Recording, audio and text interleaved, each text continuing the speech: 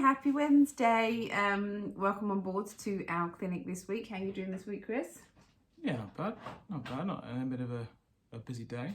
Busy day. Got what we call a Jack Bauer day, where it's a bit relentless, isn't it? Are you not very chirpy this evening? No, I'm in a rush to crack on. You're in a rush. I've got to go. Fair enough. Okay. I've got to go. So, hope you're all well. It's actually National Fitness Day today. Did you know that? It just shows how poorly advertised these things are in the fitness industry, where we don't even know about I knew. It's National Fitness Day. Oh, excuse that. It's National Fitness Day today, and the theme is about what fitness means to you. So what does fitness mean to you, Chris? Fitness means to be able to do the things I enjoy doing more often, with less pain and more enjoyment. Yep. Yeah, to me it's freedom. So if I have a certain level of fitness, it means that I can go and take part in an event. I can do things with the kids. I'm not limited by a lack of fitness or a lack of movement. So even though, I do have health conditions, I still focus on training around them and training to help them. So that's what it means to me. So what does fitness mean to you? I did hear someone on the radio this morning discussing about their, they had, and they used to suffer from eczema. They still do. You don't really get over severe eczema as I had, and manage it. And they were on a cocktail of drugs and steroid creams, as those out there who maybe have been through this understand. And through exercise, he said exercise, sunshine, eating better, and just general healthy living, they came off the medication, and he said that it managed the situation, the condition better off the drugs with healthy living than on them. And for him, he said he would never go back. So there are things which I think we underestimate the role just healthy living can play in conditions where, and again, we're not giving out doctor's advice here or medical advice. I want to see a medical professional about that. But he was able to come off his drugs and be fairly active. But he said the big thing was lifestyle change. Yeah. No, that's really important. I mean, diabetes is a massive one as well. People can really make a shift in terms of their medication.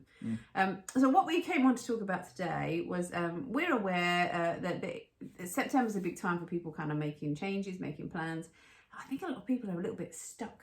We know we've got some members who've maybe been unwell, not quite sure how to get back into it, sort of a bit out of the loop. And we were talking in my Pilates class yesterday morning, actually, and people were saying how if you get out of the habit, it's really hard to get back into it. So if you stop that kind of regular going to your class or whatever it is that you do, it's very, very hard to get into it. So I had a little think, and I polled our members, and I think, because sometimes fitness can feel quite complicated, there can be so many things you're supposed to be doing. So I had a little think about the different reasons for moving, because I reckon that there are six kind of core categories that you might fall into. And you can break these down really simply in terms of having a path of the things that you need to focus on to start to improve your fitness. So this is why this is a bit of an unstuck session. This is going to be whistle stop as well. I don't want to hang around on this one. So are you ready? Are you ready? So I would love to know which one you think you fall into. So which of these categories you fall into. There are 6. The first one, you're getting older. You're getting older, you're aware of your age, you're aware of things changing, and you want to stay active in order to feel younger, to stay active into your older years, rather than feeling like you're slowing down, because as we all know, that's not a thing that we would encourage you to do. Aging well rather than aging and getting sore. So that's number 1. Number 2, and this is a real broad spectrum now on this one, you've got some kind of pre-existing injury or health condition. This could also be a mental health condition, and this could also be something like you've recently had a baby. So it's something very specific that you are training around. Does that make sense? Yeah. So that's your start point. Also, I think it's worth noting that your priorities can change, your needs can change as you continue in your fitness journey. But I think it's really good to reassess. I mean, we're all about creating programs of exercise. It's very important to reassess your goals at regular intervals.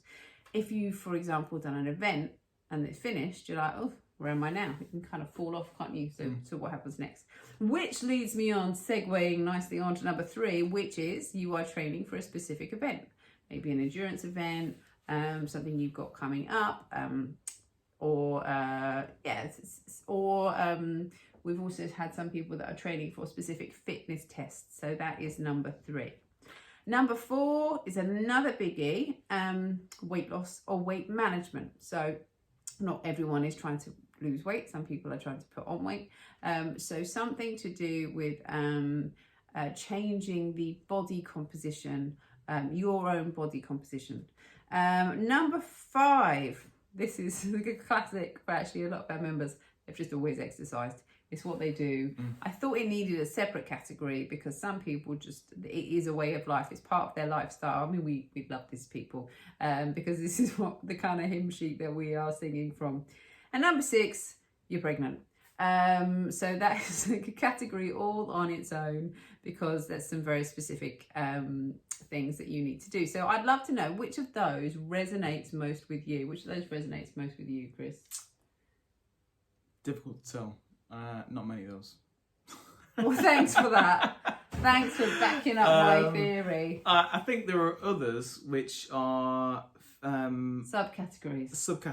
I think is a main category, but ones I experience with clients I see on a regular basis, insecurity and fear. And it's sort of linked to the aging. I was about to say, it's sort of linked to the aging concept, but not quite, because it can be people who are younger who have noticed a decline in their fitness, and it terrifies them how unfit they're getting, or they see somebody in their family who are older and they don't want to end up as frail as they have, who maybe they haven't looked after their health and fitness. So it is linked to, I suppose, the degeneration of the human vessel and the body. But yeah, I think insecurity, the fear of, because I don't want, one that I feel passionately about is, I want to be fit and active when I'm older. That is aging then. That is number 1. This is different. Okay. I'm saying to my point earlier about the insecurity and fear, okay. But I'm not scared, fearful of it, but I want to go out rock climbing. I want to have a heart attack rock climbing and I'm done. I don't want to be kind of, feeling like I could have done more when I was in control and had the knowledge and the ability to be able to help myself. Yeah, which comes back to the point I made earlier actually about what fitness means to us. And I was particularly inspired by the Paralympics. And I think, when you watch those guys and girls who have got some massive limitations, I think for me personally, I just think if I'm not making the most of what I've got, then that's almost kind of what do you call it? I just feel like it's almost doing them a disservice. Yeah, it's a waste. Disrespecting your yes, that's the word I was angling disrespectful to what you have, not appreciative of the opportunities you have and people who would quite happily swap places. Yeah. But then you would only be in this situation once you experience it. It's very difficult for someone who hasn't some kind of advantage or a benefit in some way to know that they should appreciate that.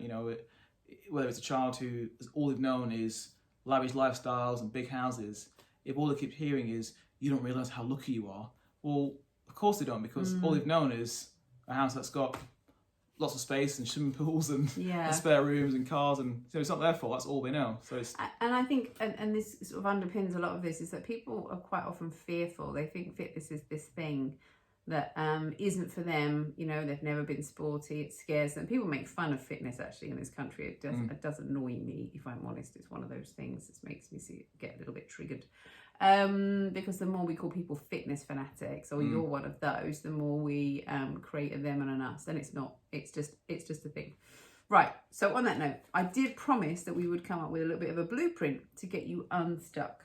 So what I'm going to do now, whistle stop. And hopefully Chris will back me up on this one. Well, I've got to with go. Some ideas. I know you've got to go. I was going to add a couple more pointers to tease our audience in for the next couple of lives. Okay, which are? It is linked to this. And then I'll carry on my own. we're really, can you see we're really connected today? We actually haven't had a conversation, have we? They've got to go. In the last it was regarding and it is a subcategory of what you've already pointed out there. It's not a different thing altogether. So when we're talking about aging, getting older, one of the things which people don't often realise is I experienced this in probably late 30s, early 40s, is your mind and your body are out of sync. So if you've exercised at a good level all your life, there is a drop-off.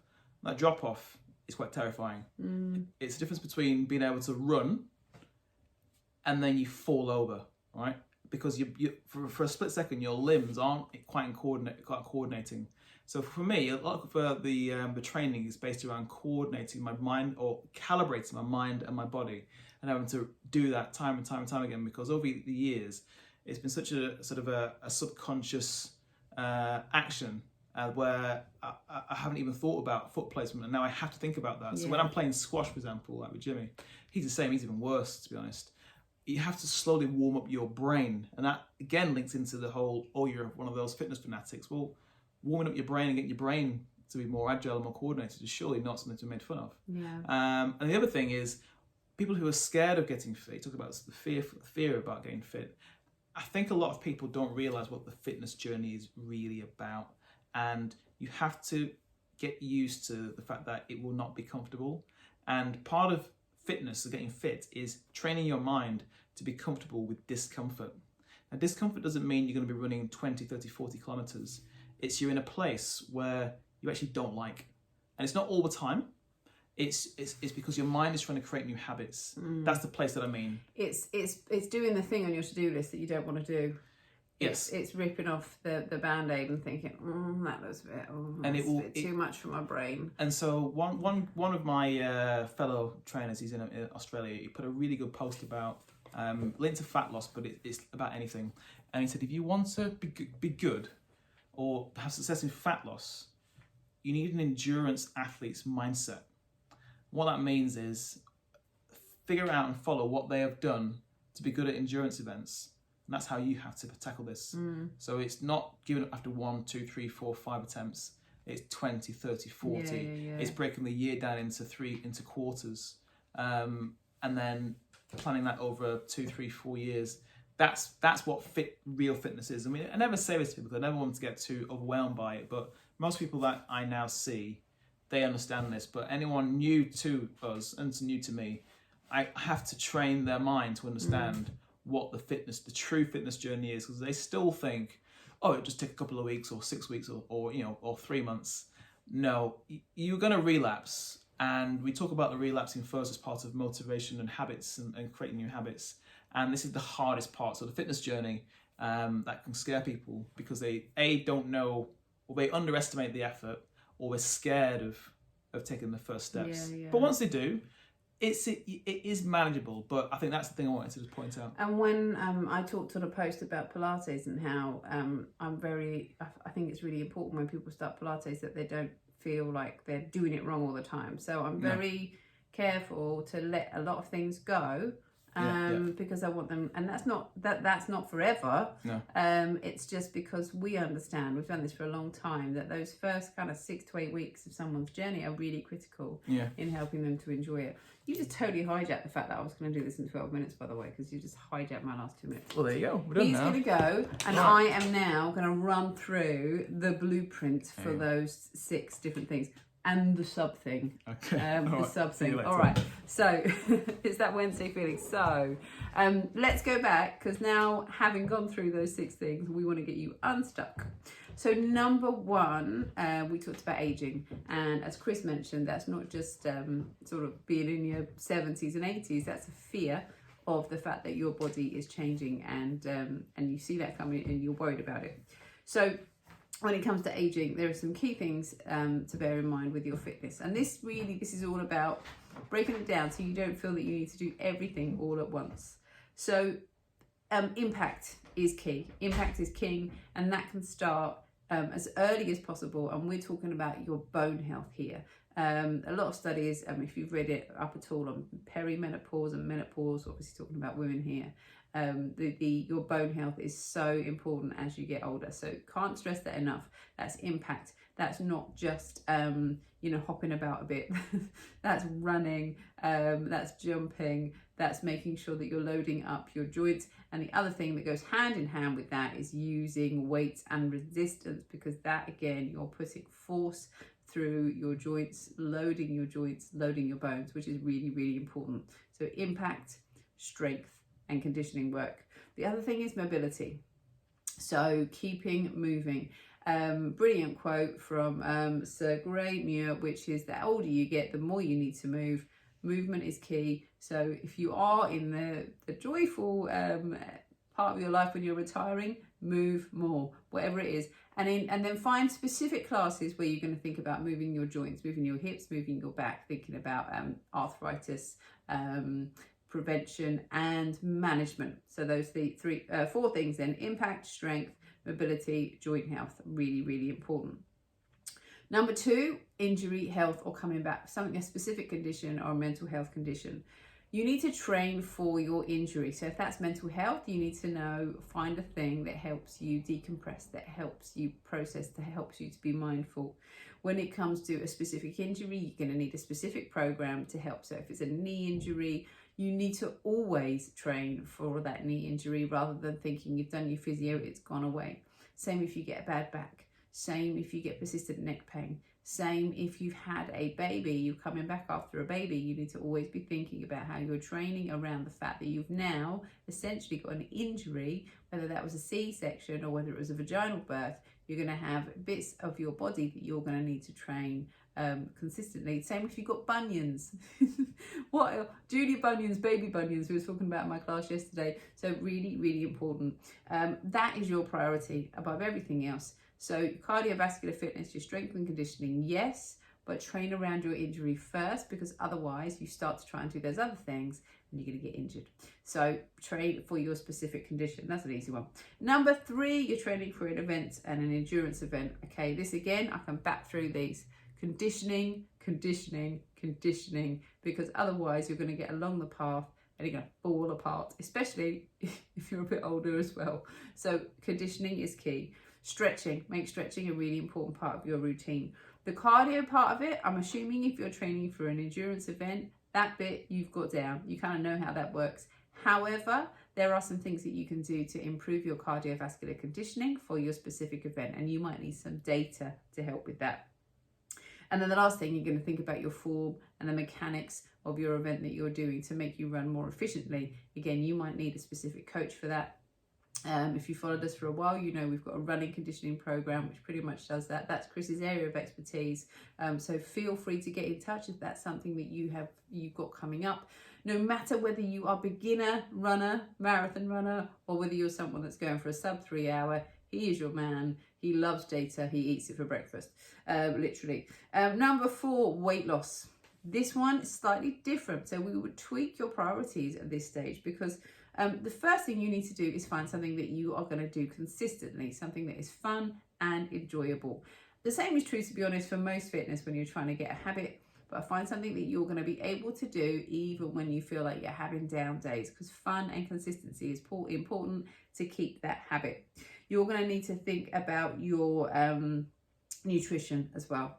So nutrition is going to be really important to you. I know it sounds really obvious, but you're going to have to think about what you're consuming, how much exercise you're doing. It is still a bit of a calories game when it comes to weight loss. So calories in, calories out, but consistency, consistency, consistency. That's really important. So that's weight loss. That is number 4. And again, if you're watching this on catch up, you only just joined us, we're going to get all of this down in this post. Get in touch with us. We're going to be doing a little bit more around this over the next few weeks. Number 5, I have always exercised. That's just a way of being for you. That is your kind of reason to move. So fun, again, really important. Do the thing that you love. Train for the thing that you love doing. Weights, really important. I mean, these are your fundamentals. If this is you, if this is your category, you got your fun, you got your weights and resistance, you got your cardio, and then mobility and something age specific. So if you are a 40-year-old woman who's always exercised, you're going to still be needing to think about those things that we talked about in the kind of aging category. And number 6, you're pregnant. You're going to need to find a specific class for you, someone that really understands pregnancy. You want to think about connecting with other people. That's going to be really important with you, connecting with your body, connecting with your baby, just getting a little time out for you to be ready for your journey ahead. and strength and conditioning, and pelvic floor work too. So they are your biggies. So we have run through those. I said I'd do this in 15 minutes, but as you know, Chris hijacked about 5 of those with his opinions. Did we really need his opinions? Yes, we did. So we're going to be doing a little bit more on this. Oh, look, I've just found some light by leaning forwards. I should have done that before. We are going to be covering more of this over the next few weeks. I would love for you to get in touch, because we'd love to know where you are at with your fitness and how we can help you get unstuck. But hopefully that's given you a little bit of a blueprint, some ideas going forwards of how you can move forwards with your fitness. That is us for today. 20 minutes, that's still quite quick for us, and we will see you soon. Bye bye.